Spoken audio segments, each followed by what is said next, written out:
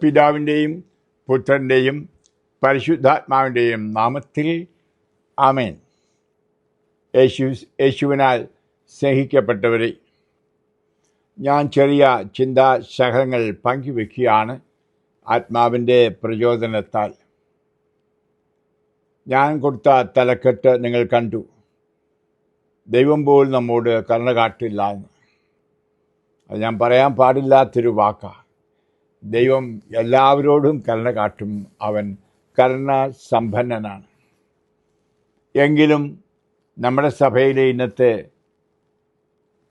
കർക്കശ മനോഭാവവും ദുശ്ശാഠ്യവും ഈശോയുടെ മനസ്സിനെതിരായി നിൽക്കുന്ന പ്രവണതയും കാണുമ്പോൾ ഹൃദയവേദനയോടെ ഞാൻ പറഞ്ഞു പോയതാണ്.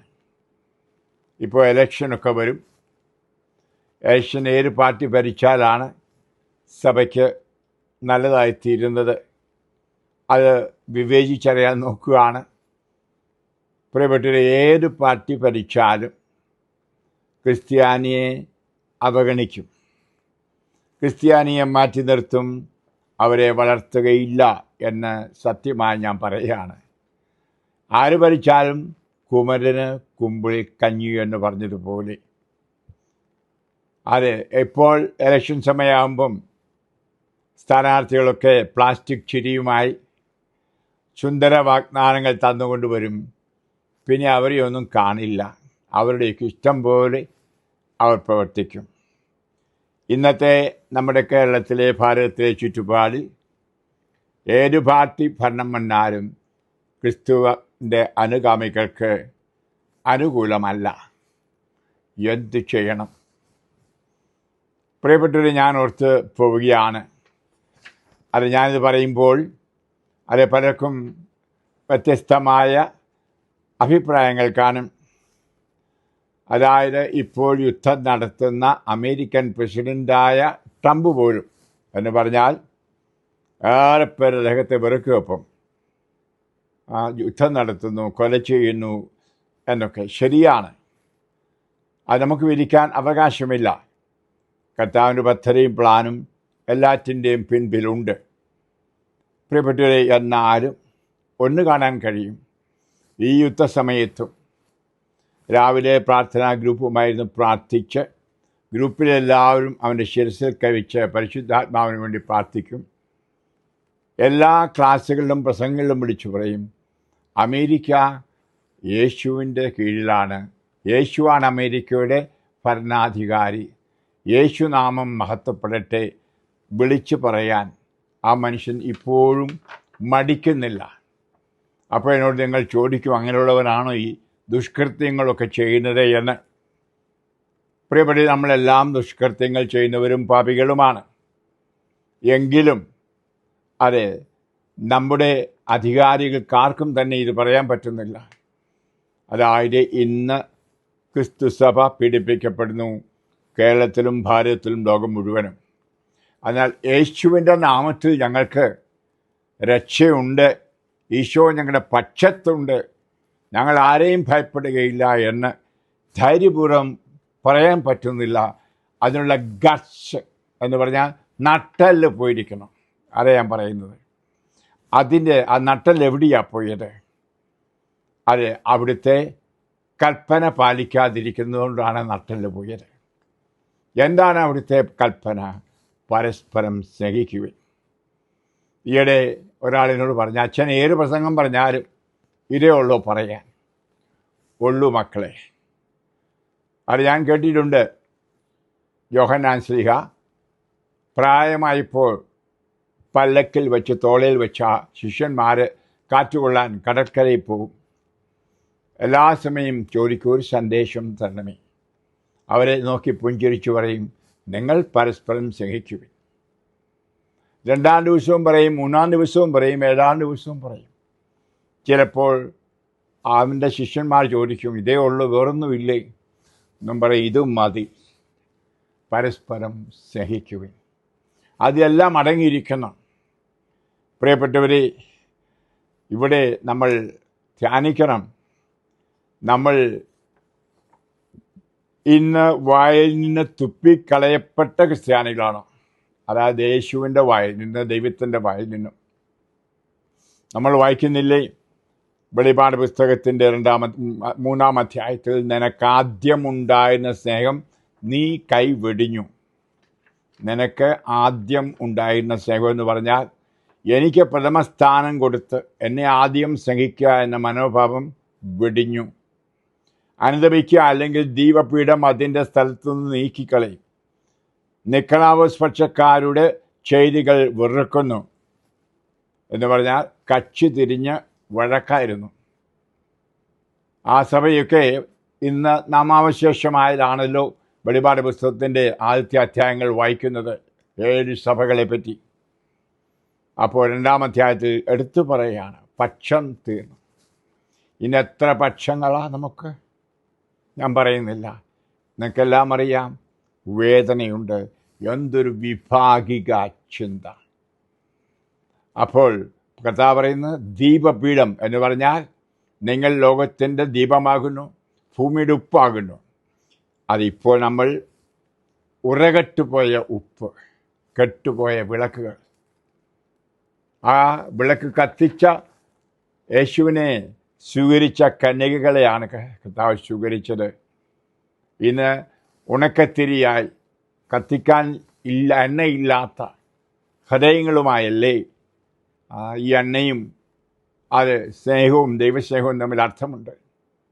പ്രിയപ്പെട്ടവർ, ഞാൻ പറയാൻ കാരണം, എന്നിട്ട് ഈ ഹൃദയശൂന്യമായി സ്നേഹത്തിലേക്ക് കടന്നു വരാതിരിക്കുന്നവരല്ലേ നമ്മൾ.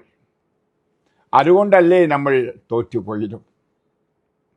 ഐക്യമത്യം മഹാബലം. എല്ലാവർക്കും അറിയാം, സഭയെ നിഷ്പ്രയാസം തൂത്തെറിയാം, നാമാവശേഷമാകാം. കാരണം അവർക്കറിയാം നമ്മളൊന്നല്ല, ഐക്യമില്ല, എല്ലാം പോയി.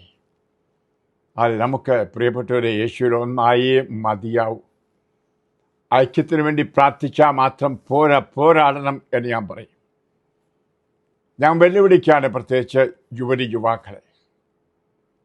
ഞാൻ യുവാക്കൾ എന്ന് പറയുമ്പോൾ പ്രായം കൊണ്ടുള്ള മാത്രമല്ല, 90-കാരനും 90-കാരത്തിക്കും യുവാവാകാനും കഴിയും. അതായത് നമുക്ക് ഈ സ്നേഹത്തിൻ്റെ കൽപ്പനകൾ തിരിച്ചു വരണം. ഒരു വിഷയം അതിനുവേണ്ടി പ്രകടനങ്ങൾ നടത്തണം, യാത്രകൾ നടത്തണം. സഭ ഒന്നാകുവാൻ നമ്മൾ, അല്ലെങ്കിൽ അത് ഈ ലോകത്തെ അനുകൂലമായിട്ട് ആര് ജയിക്കും ഇലക്ഷനിൽ, അല്ലെങ്കിൽ അവിടുത്തെ കുരിശൂപൻ തകർത്തു, നമുക്ക് അത് ഒരു വലിയ യാത്ര, ഒരു പ്രകടനം നടത്താം. അത് ആ പള്ളി പൊളിച്ചു. ഈ പ്രകടനമൊന്നും കൂടാതെ കണ്ട് യേശു നമ്മുടെ പക്ഷത്തുണ്ടാകണമെങ്കിൽ, അങ്ങനെ നമുക്ക് ഇവയെ കീഴടക്കണമെങ്കിൽ പരിശുദ്ധാത്മാവിൽ ഒന്നായിത്തീരാം. പരിശുദ്ധാത്മാവ് സ്നേഹമാണ്. ആത്മാവില്ലാത്ത ലക്ഷണമാണ് ഇപ്പോഴും സഭയിലെന്ന് മനസ്സിലാക്കൂ. പാട്ടുപാടിയത് കൊണ്ട് പരിശുദ്ധാത്മാവ് വരില്ല. കരിസ്മാറ്റി സമ്മേളനം നടത്തിക്കൊണ്ട് പരിശുദ്ധാത്മാവ് വരില്ല. അത് പരസ്പരം സ്നേഹിച്ച് ക്ഷമിച്ച് സ്നേഹത്തിലാകുമ്പോഴേ ആത്മാവിൻ്റെ നിറവ് കിട്ടൂ. യേശു പറഞ്ഞില്ലേ, ധൈര്യമായിരിക്കൂ, ഞാൻ ലോകത്തെ കീഴടക്കിയിരിക്കുന്നു. യോഹന്നാൻ 16:33. നാം ലോകത്തെ കീഴടക്കിയവർ ആയിരിക്കണം. ലൗകികാരെ മുഴുവൻ കീഴടക്കി ആത്മീയത ലോകത്തിൽ കൊണ്ടുവരേണ്ട യേശുവിൻ്റെ ശിഷ്യരായിരിക്കണം. എങ്ങനെ കീഴടക്കാം? നമ്മുടെ വിശ്വാസവും ദൈവസ്നേഹവും വഴി. 1 യോഹന്നാൻ 5:4. ആരാണ് ലോകത്തെ കീഴടക്കുന്നത്? ആത്മാവിലും സത്യത്തിലും ദൈവത്തിൽ നിന്ന് ജനിച്ചവർ. ആരാണവർ? ക്രിസ്ത്യാനികൾ. നമ്മൾ ക്രിസ്ത്യാനികളാണോ? ആത്മാവിൽ ജനിച്ചോ? നമ്മുടെ മാമോദീസ വെറും പുറമേയുള്ള ഒരു കർമ്മമായി പോയില്ലേ? ആത്മാവിനെ നമ്മൾ സ്വീകരിച്ചിട്ടുണ്ടെങ്കിൽ നാം ഇങ്ങനെയായിരിക്കുമോ മക്കളെ? അത് കഥാ പറഞ്ഞ വാക്ക്, നിങ്ങൾ അത് ദീപപീഠം അണച്ചു കളഞ്ഞെങ്കിൽ വായിൽ ഞാൻ തുപ്പിക്കളയും. പ്രിയപ്പെട്ട, അങ്ങനെ ആയിപ്പോയോ നമ്മൾ? അതല്ലേ നമ്മുടെ പരാജയത്തിന് കാരണം? എവിടെ ചെന്നാലും അവഗണനയ്ക്ക് കാരണം. ഇത് നമ്മൾ ഇനിയെങ്കിലും ഒന്ന് അത് ചിന്തിച്ചില്ല എങ്കിൽ, ഞാൻ സഭാ നേതൃത്വത്തെ പറ്റി മാത്രമല്ല, സഭയിലെ ആളുകൾ എത്രയോ കക്ഷി തിരിഞ്ഞ് ഒരു ദിവസം 5ഉം 6ഉം വീഡിയോകളല്ലേ ഇറങ്ങി. നമ്മുടെ മ്ലേച്ഛതകൾ എന്ന് ഞാൻ പറയും. മ്ലേച്ഛത എന്ന് ഞാൻ പറയുമ്പോൾ ലൈംഗിക പാപങ്ങൾ മാത്രമല്ല മ്ലേച്ഛത. ഏറ്റവും വലിയ മ്ലേച്ഛത വൈരാഗ്യം, ദോഷം, ഗ്രൂപ്പിസം, പരസ്പരം കുറ്റപ്പെടുത്തൽ, ഇതൊക്കെയാണ് മ്ലേച്ഛതകൾ. അത് ഭിന്നിച്ച് കലഹിച്ച് ഇങ്ങേയറ്റം അത് പള്ളിയിലെ തിരുക്കർമ്മങ്ങൾ പോലും ഈ പീഡാനുഭവ ആചരണങ്ങൾ പോലും പോലീസ് അകമ്പടിയോടെ ചെയ്യുക എന്നൊക്കെ പറയുമ്പോൾ വേദനിക്കുന്നില്ലേ നിങ്ങൾക്ക് ഹൃദയത്തിൽ? ഇതിന് എന്ന് നമ്മൾ ഒരു വിരാമം ഉണ്ടാക്കും?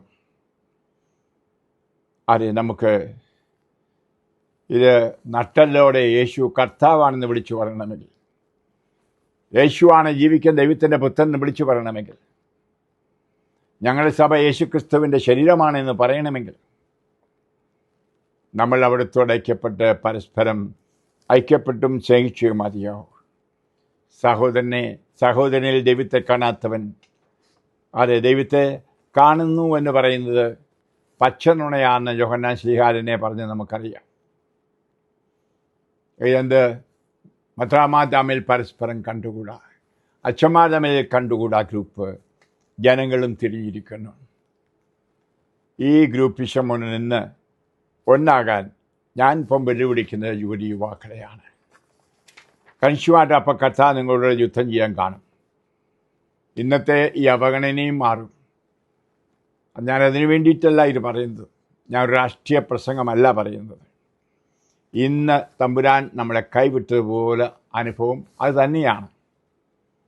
കൈവിടും വീണ്ടും വീണ്ടും. ഏറെ നിയമങ്ങൾ വരും. അതിലൂടെ ഞാൻ പറഞ്ഞിട്ടുള്ള പലപ്പോഴും നമ്മുടെ പല പ്രസ്ഥാനങ്ങളും അറുതി വരുത്തും.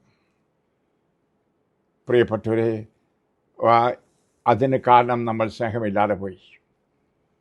അതെ, നമുക്ക് യേശുക്രിസ്തുവാണ് എൻ്റെ നാഥൻ എന്ന് പറയണമെങ്കിൽ കാലുകഴുക്കലിൻ്റെ ശുശ്രൂഷ ദിവസം നിങ്ങൾ 13-ാം അധ്യായം യോഹന്നാൻ വായിക്കുമല്ലോ. താൻ തനിക്കുള്ളവരെ അവസാനം വരെ സ്നേഹിച്ചു. അത്താഴ സമയത്ത് കാലുകഴുകലും കുർബാന സ്ഥാപിച്ചതുമെല്ലാം നമ്മോടുകൂടി ആയിരിക്കാനായിട്ട്. പ്രിയപ്പെട്ടു, ഇതെല്ലാം നിരർത്ഥകമായി പോയിരിക്കുന്നു. ഇപ്പോൾ നമുക്ക് എവിടെ ഈ സ്നേഹം വെടിഞ്ഞു? എന്തു കാരണത്താൽ? ഈ വിഭാഗീകരണം വന്നു. അത് രാഷ്ട്രീയത്തിൽ കൂടി വന്നതല്ല, സംസ്കാരത്തിൽ നിന്നോ സമുദായത്തിൽ നിന്നും വന്നതല്ല. ചങ്കായ കൂടാശകളിൽ തന്നെ. സഭയുടെ ചങ്കാണ്. നമ്മോർത്തോണം, യേശുവിൻ്റെ ചങ്കിൽ പൊട്ടിയ ചോരയും നീരുമാണ് ഓരോ കൂടാശകളിലും. പ്രത്യേകിച്ച് ദിവ്യബലിയിൽ കരുണയുടെ ബലി, പാപപരിഹാര ബലി, നമുക്ക് രക്ഷ നൽകുന്ന ബലി, അത് ഫലപ്രദമാകുന്നില്ല, ഫലപ്രദമായി അർപ്പിക്കുന്നില്ല. നല്ല പാട്ട് പാടിയതുകൊണ്ടോ സംഗീതം ആലപിച്ചതുകൊണ്ടോ ക്ലിയറായിട്ട് ചൊല്ലിയതുകൊണ്ടോ നല്ല പ്രസംഗം പറഞ്ഞതുകൊണ്ടോ അത് ബലിയാവില്ല. അത് എനിക്ക് ബലിയല്ല, കരുണയും സ്നേഹവുമാണ് എന്ന് കർത്താവ് പറയുന്നുണ്ട്. നമ്മൾ ഓരോരുത്തരും പരസ്പരം കരുണ കാണിക്കാത്ത, സ്നേഹമില്ലാത്ത ബലിയർപ്പണം നിശ്ചയമായിട്ടും ഈശോ സ്വീകരിക്കുന്നില്ല എന്ന് ചെറുപ്പക്കാരൊക്കെ ഇപ്പോൾ പറയുന്നതിന് ഞാനും പറയും, ഈ വയസ്സനായ ഞാൻ. അത് നമുക്ക് ആദ്യമുണ്ടായിരുന്ന സ്നേഹം യേശു സ്നേഹത്തിലേക്ക് കടന്നു വരാം. അതിന് പരസ്പരം ക്ഷമിച്ചേ മതിയാവും. ദൈവമായിട്ട് രമ്യപ്പെട്ടും മനുഷ്യനുമായിട്ട് രമ്യപ്പെട്ടേ മതിയാവും. വീണ്ടും ഞാൻ പറയുന്നു, സ്നേഹത്തിന് എന്ന് പറയുന്നത് ഒരു നാണയമാണ്, രണ്ടു വശം. ദൈവസ്നേഹമില്ലാത്തവന് പരസ്നേഹമില്ല, പരസ്നേഹമില്ലാത്തവന് ദൈവസ്നേഹവുമില്ല.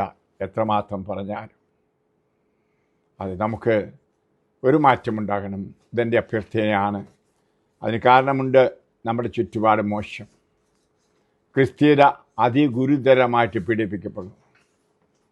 ഞാൻ അതിന് ഒറ്റ തീവ്രവാദിയും കുറ്റപ്പെടുത്തുന്നില്ല.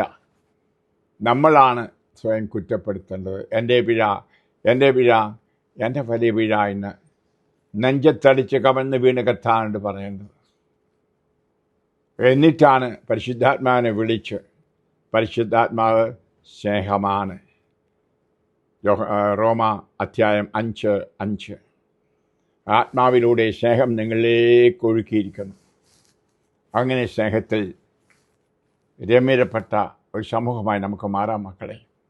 അപ്പോൾ നമ്മൾ മറ്റു ലോകത്തിന് മുമ്പിൽ പ്രകാശിക്കും. ഒരു കാലത്ത് അങ്ങനെ പ്രകാശിച്ചിരുന്നു. ലോകത്തിൻ്റെ ഉപ്പായിത്തീരും. നമ്മളായിരുന്നു വർഷത്തിൽ ലോകത്തിന് മുഴുവൻ മാർഗനിർദ്ദേശം, മൂല്യങ്ങൾ കൊടുത്തിരുന്നത്. വികാരിച്ചൻ എന്തു പറഞ്ഞു? മെത്രാൻ എന്ത് പറഞ്ഞു? അതിൽ കൂടായി റോം എന്ത് പറഞ്ഞു? ഇതൊക്കെ വിജാതിയർ പോലും എന്നും അന്വേഷിച്ചു കൊണ്ടിരുന്നു. അവരുടെ ജീവിതക്രമങ്ങൾ നടത്തുവാൻ പോലും അത് ഉപകരിച്ചു എന്നത് ചരിത്രം സാക്ഷ്യപ്പെടുത്തുന്നുണ്ട്. ഉദാഹരണം, ഭ്രൂണഹത്യയെപ്പറ്റി, ദയാവധത്തെപ്പറ്റിയൊക്കെ പലയിടത്തും ബില്ലുകളിലൊക്കെ പാസ്സായപ്പോൾ പല ഹൈന്ദവരും പല മുസ്ലിങ്ങളും എന്നോട് ചോദിച്ചിട്ടുണ്ട്, റോം എന്നാ പറയുന്നത്? മാപ്പാപ്പ എന്തു പറഞ്ഞു? മെത്രാൻ എന്തു പറഞ്ഞു? പ്രിയപ്പെട്ടവരെ, അങ്ങനെയൊരു കാലമുണ്ടായിരുന്നു. ഇന്ന് സ്വന്തം ഇടവകയിലെ ആളുകൾ പോലും വിഹാരിച്ചം പറഞ്ഞാൽ ഒന്നും അനുസരിക്കില്ല. അതെ, മെത്രാന്മാരുടെ ഇടയലേഖനങ്ങൾ നോക്കൂ, എത്ര പേരാണ് വായിക്കുന്നെന്ന്. വീഡിയോ കാണുമ്പോൾ നോക്കൂ, എത്ര പേരത് കാണുന്നു. വേണ്ട, നമ്മൾ നമ്മുടെ വിശ്വാസ്യത നഷ്ടപ്പെടുത്തി നമുക്ക് തിരിച്ചു കൊണ്ടുവരണം. സഭാ മക്കൾ വീണ്ടും ലോകത്തിൻ്റെ ഉപ്പും ലോകത്തിൻ്റെ ദീപവും ഭൂമിയുടെ ഉപ്പുമായി തീരണം. ഉറകെട്ടവരാകരുത്, കെട്ടുപോയവരാകരുത്. അങ്ങനെ ലോകത്തെ നമുക്ക് കീഴ്പ്പെടുത്തും. എനിക്ക് ആത്മവിശ്വാസമുണ്ട്. ഇവിടെ ഞാൻ വീണ്ടും പറയുന്നു, കർത്താവ് അങ്ങനെയുള്ളൊരു ഒരിക്കലും കൈവിടില്ല. എൻ്റെ ആഹ്വാനം എൻ്റെ ഹൃദയത്തിൻ്റെ പരമാർത്ഥയിൽ നിന്ന് നമ്മുടെ തകർച്ചയും നമ്മളെ ഇല്ലായ്മയാക്കിയും എല്ലാം കണ്ടുകൊണ്ടാണ്. പ്രിയപ്പെട്ടവരെ, നമുക്ക് ഈശോയോട് പ്രാർത്ഥിച്ചു നമ്മളെ തന്നെ മാറ്റാം. മറ്റുള്ളവർക്ക്, നമുക്ക് ഭീകരവാദികൾക്കോ അല്ലെങ്കിൽ തീവ്രവാദികൾക്കോ മാനസാന്തരം ഉണ്ടാകാൻ പ്രാർത്ഥിക്കുന്നതിൽ ഉപരി നമുക്ക് തന്നെ ഒരു മാനസാന്തരം ഉണ്ടാകുവാൻ. അതെ, നമുക്ക് മാനസാന്തരം ഉണ്ടാവാതെ മറ്റുള്ളവർക്ക് മാനസാന്തരം ഉണ്ടാവില്ല. ഓർക്കണമേ, ഈ മാനസാന്തരം എന്ത്? സ്നേഹത്തിലേക്കുള്ള ഒരു മാനസാന്തരം. വല്ലപ്പോഴുമെങ്കിലും നിങ്ങൾ വായിച്ചു 1 കൊരിന്ത്യർ 13. എന്തെല്ലാം വിശ്വാസമുണ്ടെങ്കിലും, വിശ്വാസ പ്രഖ്യാപനം നടത്തിയാലും, മലകളെ മാറ്റുന്ന വിശ്വാസമുണ്ടെങ്കിലും, അത്ഭുതങ്ങളും അടയാളം ചെയ്യുന്ന കരിസ്മാറ്റിക് വിശ്വാസം ഉണ്ടെങ്കിലും, സ്നേഹമില്ലെങ്കിൽ നിങ്ങൾ ഒന്നുമല്ല. വെറും ശബ്ദം കേൾപ്പിക്കുന്ന ചിലങ്കകൾ മാത്രം. ഇന്നതാണ് സംഭവിക്കുന്നത്. ചുമ്മാ ചെണ്ട കൊട്ടുന്നു, ചുമ്മാ മണിയടിക്കുന്നു. അതെ, വാക്കുകൾക്ക് വിലയില്ല, വചനത്തിന് വിലയില്ല, വചനത്തിന് അഭിഷേകമില്ല. കാരണം ജീവിതത്തിൽ ഇല്ലാത്തതാണ്. ജീവിതത്തിൽ അഭ്യസിക്കാത്ത വിളിച്ചു പറയുന്നു, ഏതോ വേറെ ലക്ഷ്യങ്ങൾ കണ്ടുകൊണ്ട്. നമുക്കൊരു ലക്ഷ്യമേ ഉള്ളൂ, ദൈവരാജ്യം. യേശു പറഞ്ഞു, സമീപിച്ചിരിക്കണം.